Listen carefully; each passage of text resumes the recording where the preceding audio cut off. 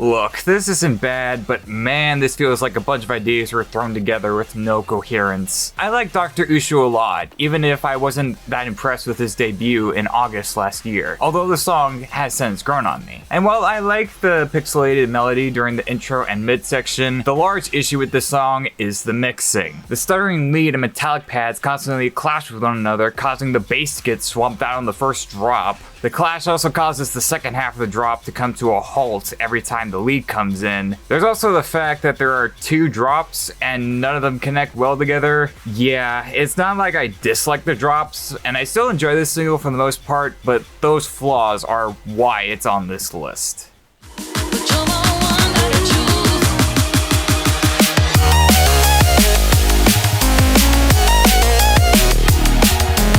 Well, this is a return I was not expecting, and wow, what a great way to do so. Bensley's production is top notch here, with the muted pianos in the intro that transitions well into the 8-bit synths with an extremely catchy melody, and the sharper snare that Bensley is best known for, plus a well-mixed bass line that blends well into the drop itself. The one complaint I have is that while Sky-L's vocals are good, the mixing on said vocals restrain a lot of Sky-L's harmonies. But other than that, great return.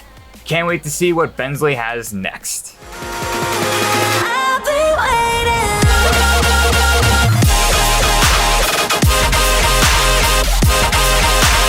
Ugh, darn it, I really wanted to like this song, but with every listen, this song managed to get worse. I can at least say Danny King gives a good vocal performance as usual, and that side trance drop was cool, that transitions nicely in between the drops. But what happened with these other two drops? The synth stabs are shoved to the front of the mix on the drop that lack any sort of body. The snare is muted for the most part. The drama that Ace Aura is known for is way too quiet, and there are way too many things going on in said drops that they sound cluttered because of it. And like with the Dr. Ushu track, I like the ideas, but they screwed up the execution here. It's not bad, but for Ace Aura standards, I expected a lot more.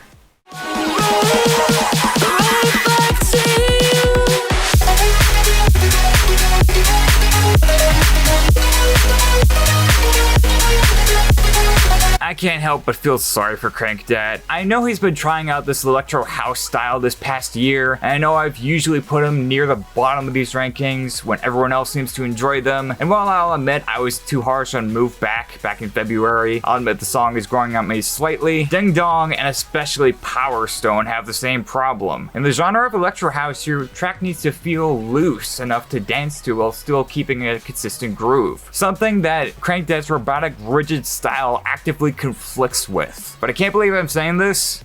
The Slaughterhouse EP was actually decent, and this was my favorite track on there. Not only because Crankdat went back to his melodic roots, but also because he found a way to work his robotic style with the electro house vibe. So what we get is a complextro track with a well-blended lead, a sharp and tight snare that fits nicely with said leads and pads, the nice arpeggio at the beginning that sets up what's to come, and while I wish the bro step drop had a better transition, if Crankdat is switching his style to more of this, as long as it's well executed, I wouldn't mind it. Good stuff. How far you go, you always find some rain.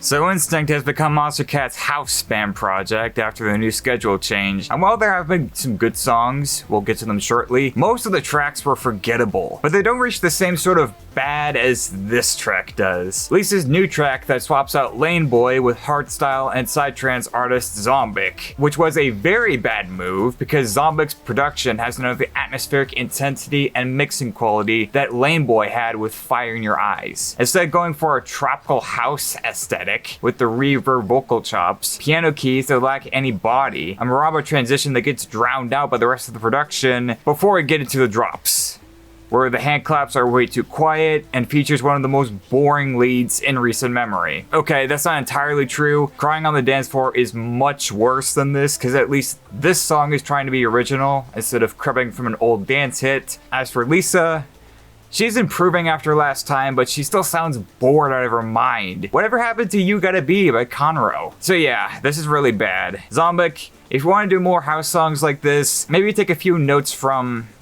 well...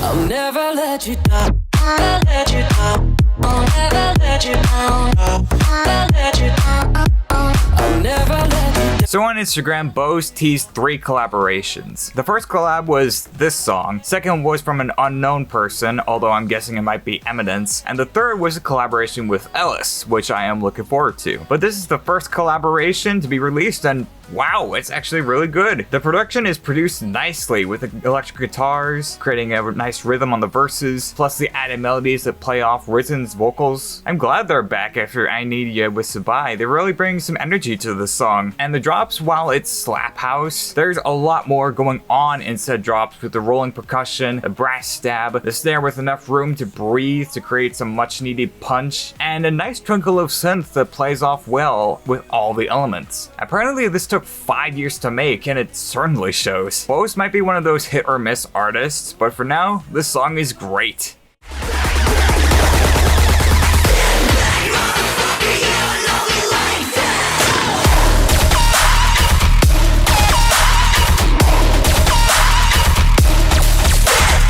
Look, I can't get too angry at this track because Bossfight's discography has been really good, with not a single track I disliked.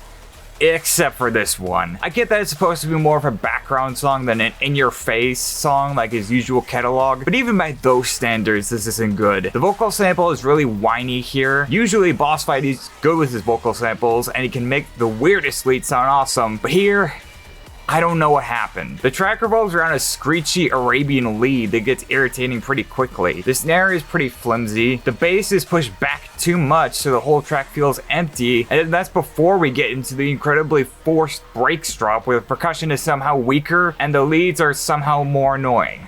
Lovely. It's not the worst this month because despite this being a massive disappointment, this is the only Bossfight song that has done that so far. Still doesn't make it good though. Next.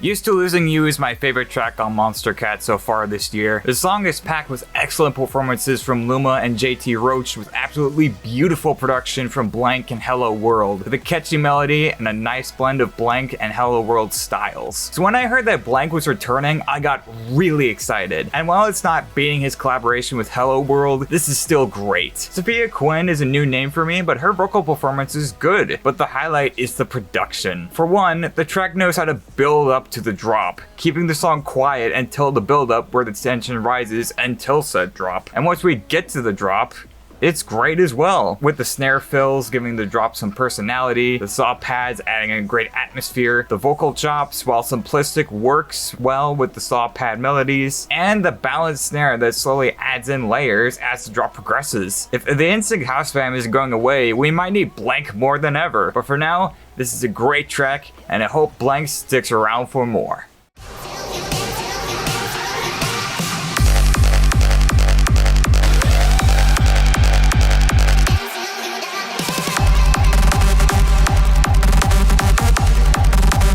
Oh joy, now I get to talk about the worst Pegboard Nerds and Stonebank collaboration. And no, it's not because of the hardstyle influence. Trust me, I've heard much worse when it comes to this genre. It's because the heavy drops, despite them being the best parts of the song, are too short for their own good, not to mention don't connect well at all with the melodic drops. The vocal sample is overused to the point where it gets tedious. The kick is too loud so it restrains the leads, making them lose any sort of anthemic value during the melodic parts. In other words, what you get is a disappointing track that feels more like a demo than a complete product. Vermin is worse, yes, but at least I can take some comfort that it's the only song from Bossfight that was a miss. Well, this is a pattern from the Pegboard Nerds, because while their Nerd Nation singles have been pretty good, their Monstercat stuff has been severely lacking. So yeah, probably a hot take, but I still don't consider this to be good. Let's just move on.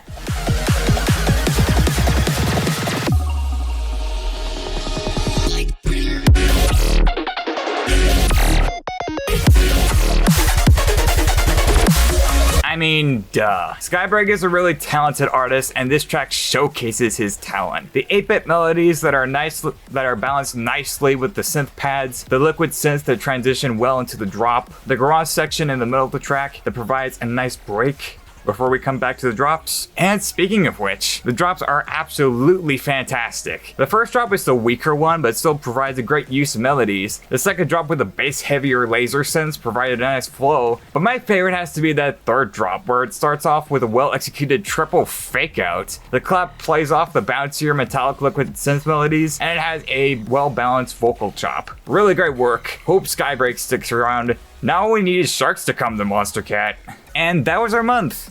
Uncaged was pretty good overall. Instinct wasn't terrible, but seriously, Monstercat, would it kill you to add in a different genre besides house? And still cruised along quite nicely as per usual, even if some of the songs didn't make the list. As for next month, Vest Green returns with Night, Conroe comes back, Retrovision of all people releases his debut single Be With You, Arm & Hammer releases a single with Lights called Someone to Forget, and next month will mark the end of my Monstercat rankings before moving on with my film analysis content. If you're interested, check out my retrospective video and update video for more information.